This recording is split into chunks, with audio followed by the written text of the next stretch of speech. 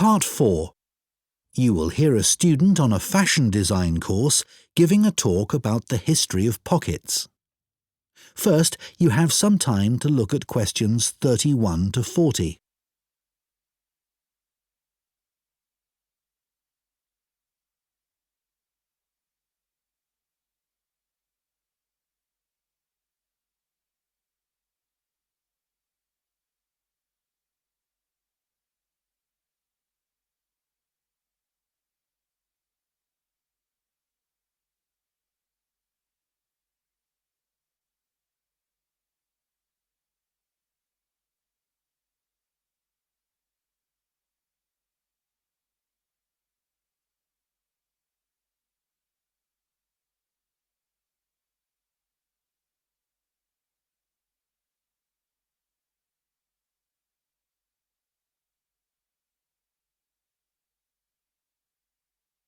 Now listen carefully and answer questions 31 to 40.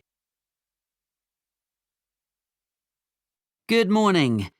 Now, we've been asked to choose an aspect of European clothing or fashion and to talk about its development over time. I decided to focus on a rather small area of clothing, and that's pockets. I chose pockets for two reasons, really. We all have them in jeans, jackets, coats, for example, and even though we often carry bags or briefcases as well, nothing is quite as convenient as being able to pop your phone or credit card into your pocket. Yet, I suspect that other than that, people don't really think about pockets too much, and they're rather overlooked as a fashion item. It's certainly very interesting to go back in time and see how pockets developed for men and women. In the 18th century, fashions were quite different from the way they are now, and pockets were too. If we think about male fashion first, that was the time when suits became popular. Trousers were knee-length only and referred to as breeches. The waistcoats were short and the jackets were long. But all three garments were lined with material, and pockets were sewn into this cloth by whichever tailor the customer used. The wearer could then carry small objects such as pencils or coins on their person and reach them through a gap in the lining. Coat pockets became increasingly decorative on the outside for men who wanted to look stylish, but they were often larger but plainer if the wearer was someone with a profession who needed to carry medical instruments, a doctor or physician, for example.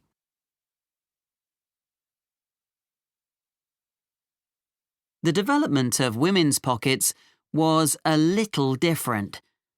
For one thing, they weren't nearly as visible or as easy to reach as men's. In the 18th and 19th centuries, women carried numerous possessions on their person, and some of these could be worth a lot of money. Women were more vulnerable to theft, and wealthy women, in particular, worried constantly about pickpockets.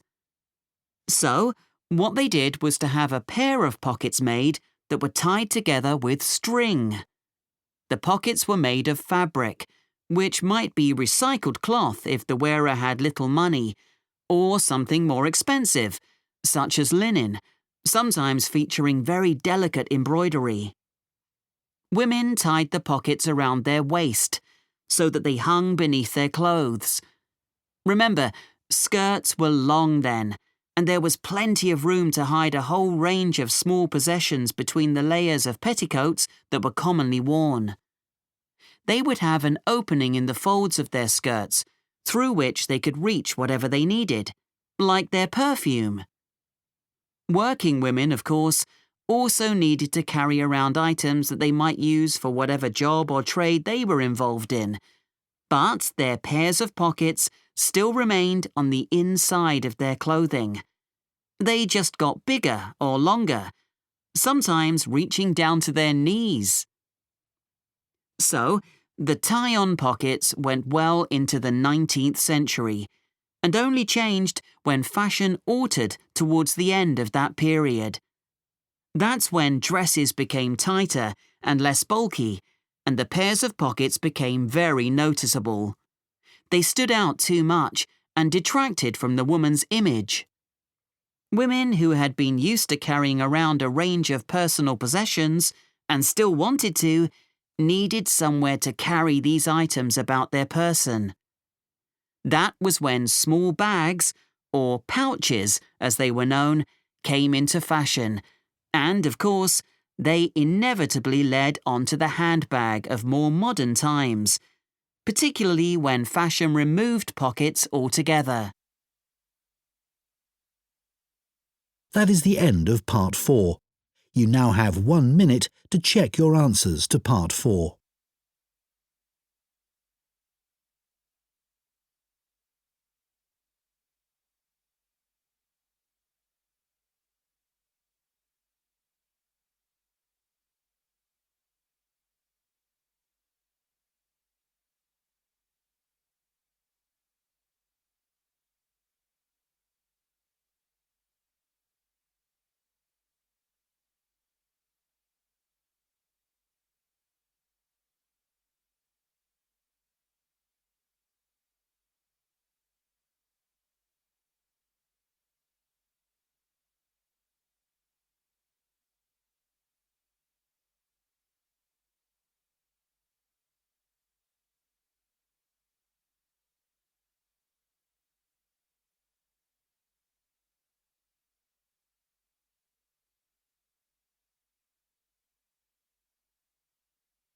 That is the end of the listening test.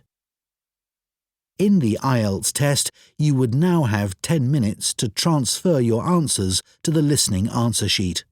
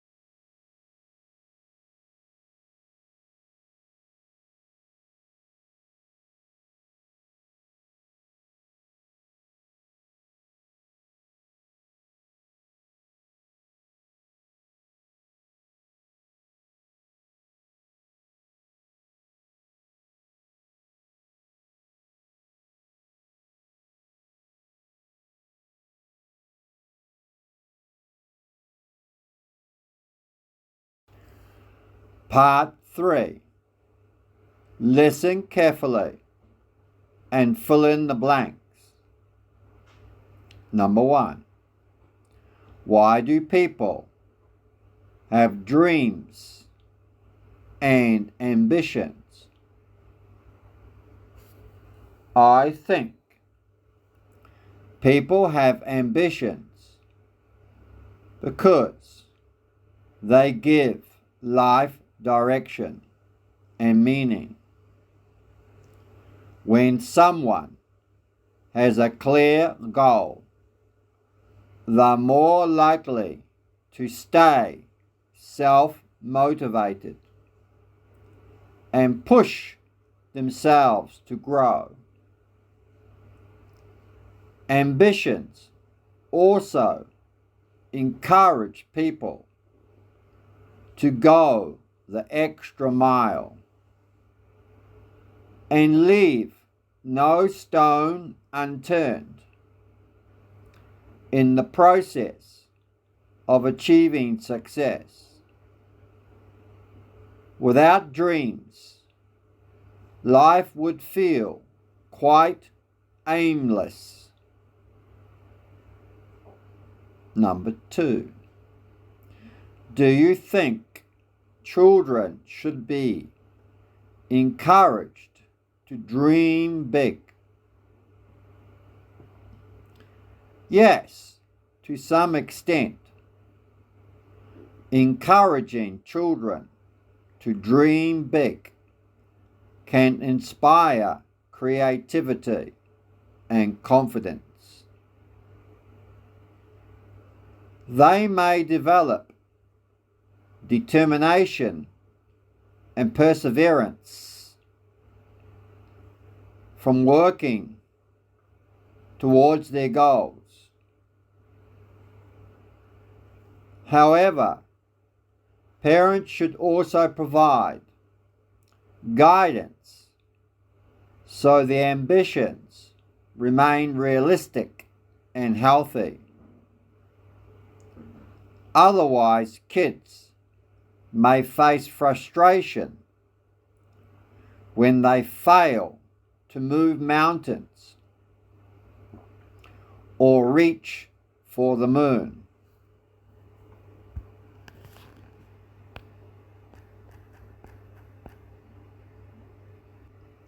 Number 3.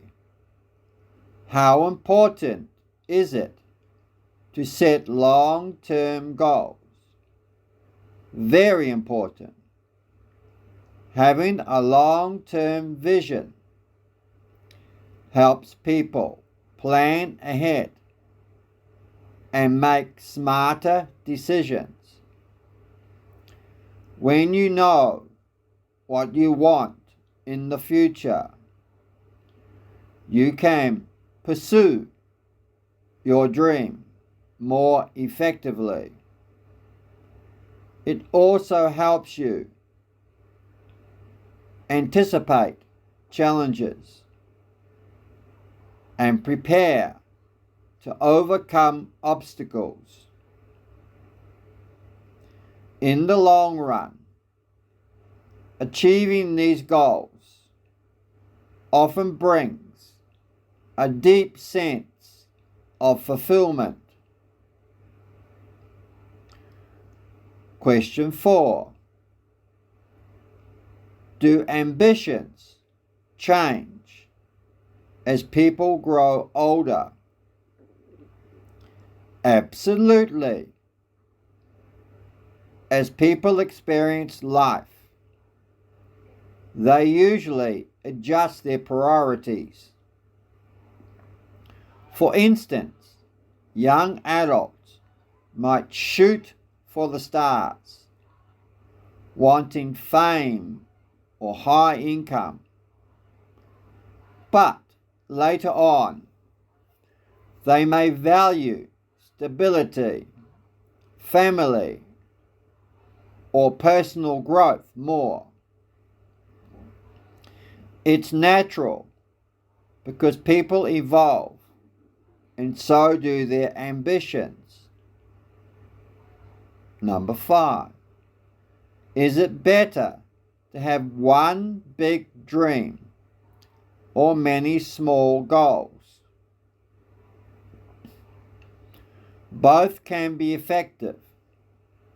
One big dream can give you a strong direction, while smaller goals act like stepping stones.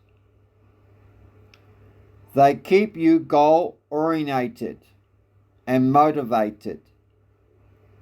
Personally, I think having multiple small goals makes it easier to track progress and build confidence, especially when trying to carve out a career or reach the peak of one's ambition.